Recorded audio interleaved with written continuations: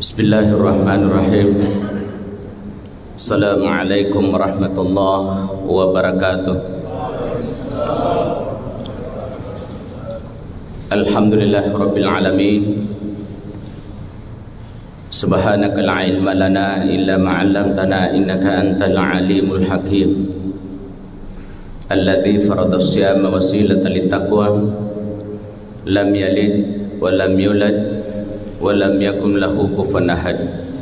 Asyhadu an la ilaha illallah wahdahu la syarikalah, asyhadu anna Muhammadan abduhu wa rasuluh. Amma ba'd. Faqala Allah subhanahu wa ta'ala fil Qur'anil Karim, a'udzu billahi minasyaitonir rajim.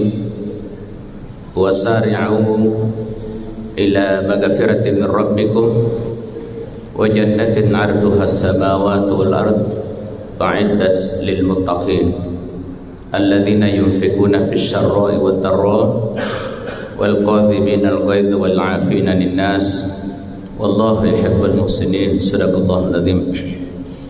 Alhamdulillah, puji dan segenap syukur kita senantiasa sampaikan kehadirat Allah Subhanahu wa taala, Tuhan yang mengizinkan kita semua untuk hadir di rumahnya.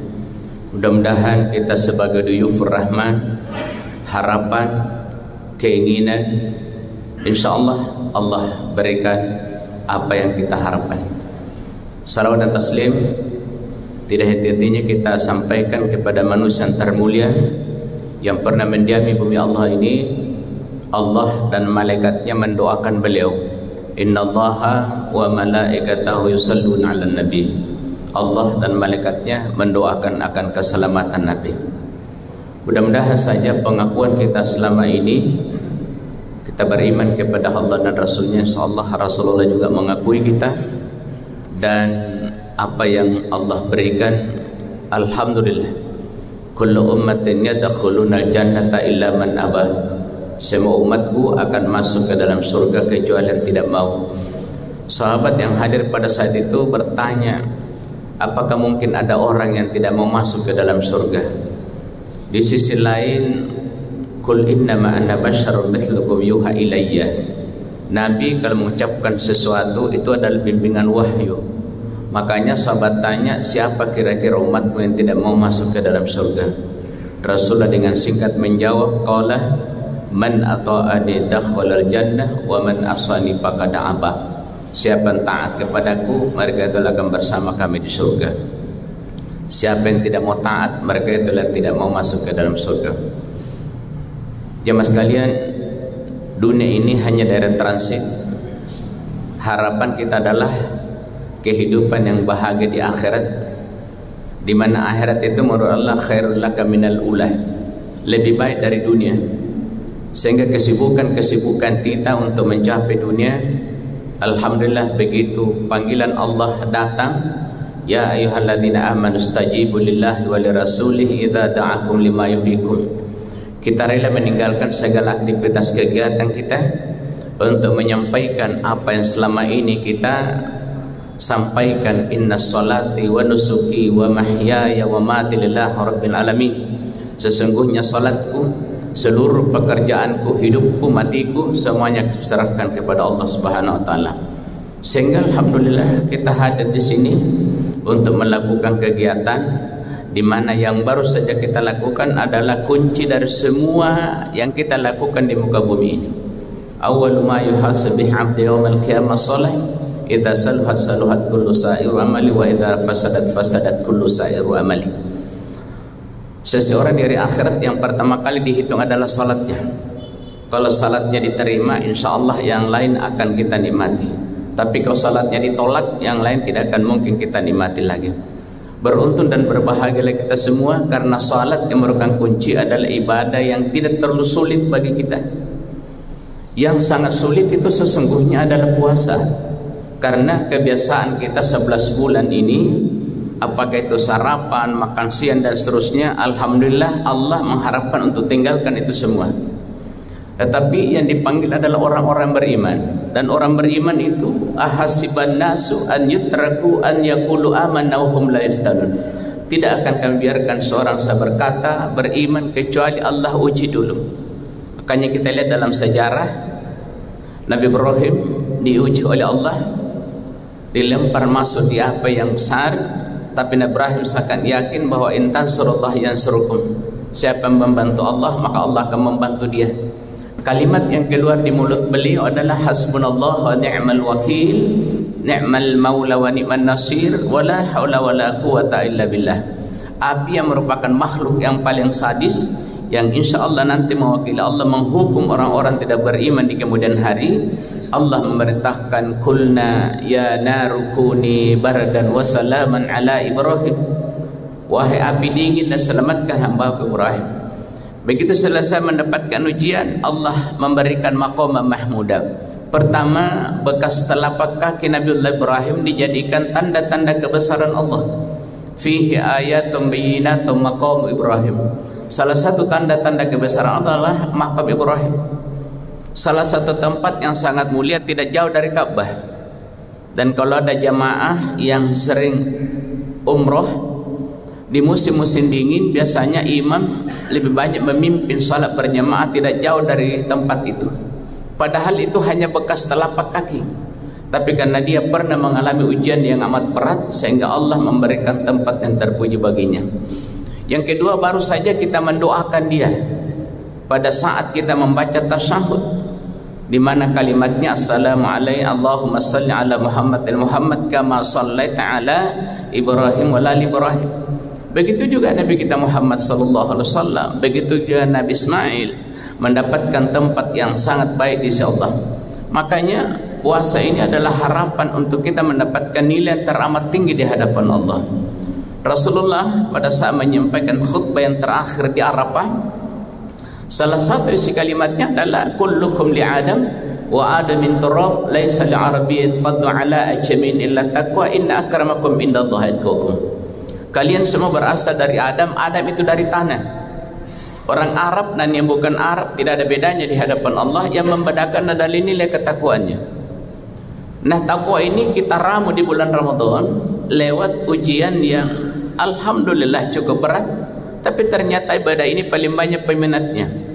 Pertama, ibadah ini setahun baru kita jumpa, dan ini satu kesyukuran bahwa doa yang kita baca di bulan Rajab kemarin, alhamdulillah kita nikmati sampai hari ini. Di mana pada saat kita memasuki bulan Rajab, salah satu doa kita adalah Allahumma barik lana fi Rajab wa Sya'ban wa ballighna Ramadan. Ya Allah, berkahi kami di bulan Rajab dan di bulan Sya'ban, dan berikan kesempatan untuk ketemu dengan bulan Ramadan.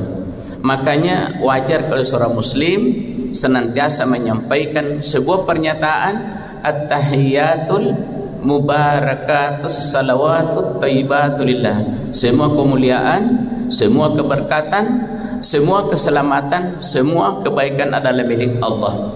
Alangkah beruntung dan nikmatnya seorang hamba apabila Allah memberikan dan meletakkan nikmat itu pada dirinya, sehingga puasa yang kita anggap berat, alhamdulillah mampu kita lakukan. Bahwa tidak terasa hari ini sudah 6 kita selesaikan. Dan biasanya kalau awal-awal kita sudah mampu lakukan, saya kira pertengahan dan akhirnya tidak terlalu rumit untuk kita lakukan.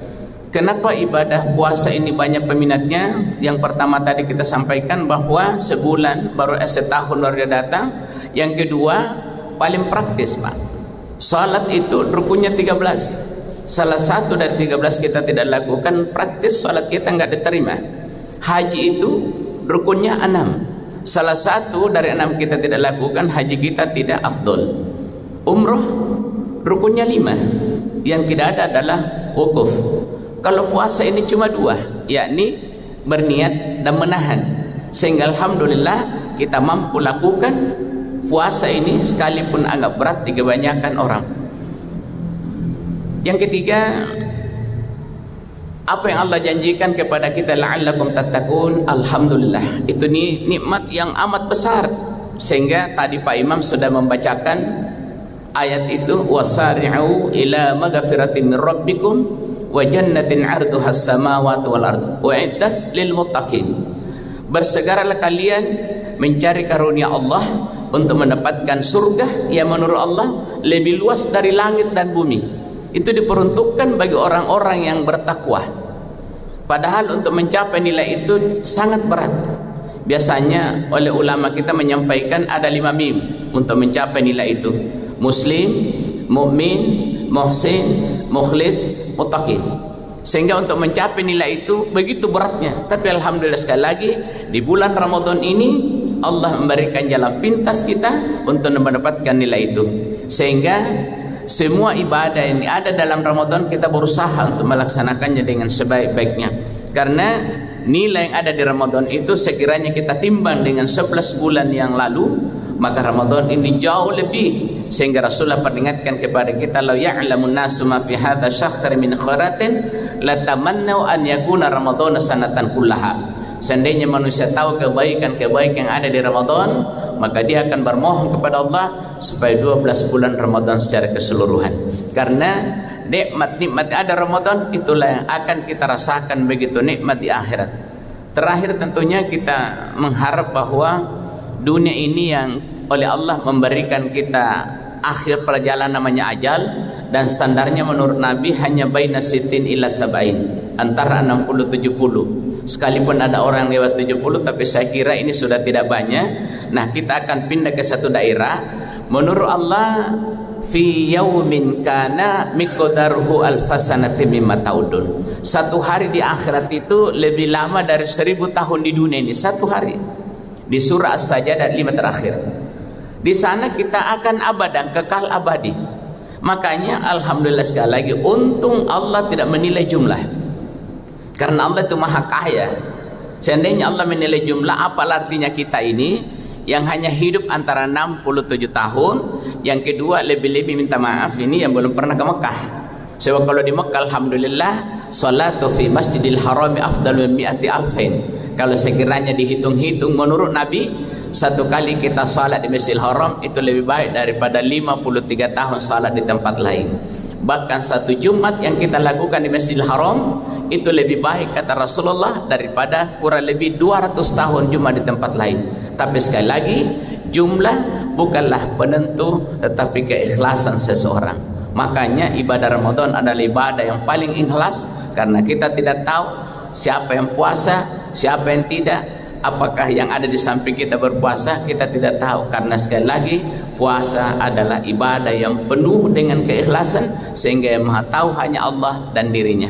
Semoga tentunya kita berharap bahwa Ramadan adalah syahrul tarbiyah, bulan pendidikan, untuk bisa kita membiasakan hal-hal yang dianjurkan, termasuk qiyam Ramadan dan tilawatil Quran. Sehingga insya Allah begitu kita keluar dari Ramadan, maka kita akan sisa mengulang-ulangi kebiasaan yang ada di bulan suci Ramadan, untuk bisa mendapatkan dan mempertahankan akidah kita, mempertahankan apa yang telah kita capai, yakni orang-orang yang bertakwa.